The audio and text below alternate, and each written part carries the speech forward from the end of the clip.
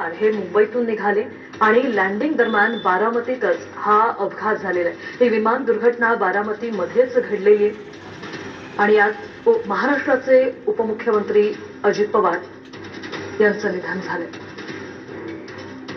अजित पवार यांचा राजकारणातला प्रवेश 1982 मधला स्थानिक राजकारणात, मग बँकेचे संचालक, आधी कारखाना, मग त्यानंतर बँकेचे अध्यक्ष असा प्रवास करत 1991 मध्ये अजित पवार लोकसभेवर निवडून गेले। मग त्यानंतर विधानसभा त्यांनी लढवली आणि सलग बारामतीतनं 7 वेळा ते निवडून आलेले आहेत। सध्या राज्याचे उपमुख्यमंत्री म्हणून ते कारभार पाहत होते। 2 जुलै 2023 मध्ये अजित पवार यांनी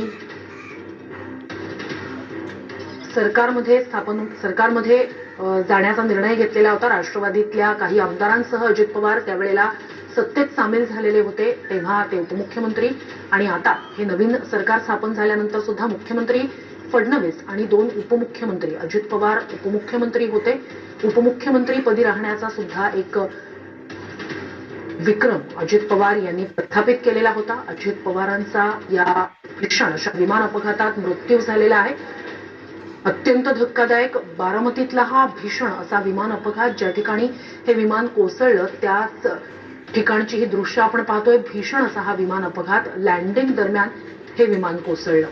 महाराष्ट्राचा फायर ब्रँड नेता म्हणून अजित पवार यांची नेहमीच ओळख राहिली।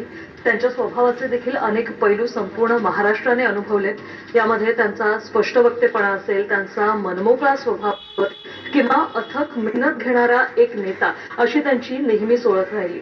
मात्र एवढंच नाही तर प्रशासनावर हुकूमत असलेला नेता म्हणून देखील अजित पवार उनके साथ में जो कुछ क्षण मिले, जो कि कभी बात हुई, इतना पारदर्शी नेता नहीं देखा।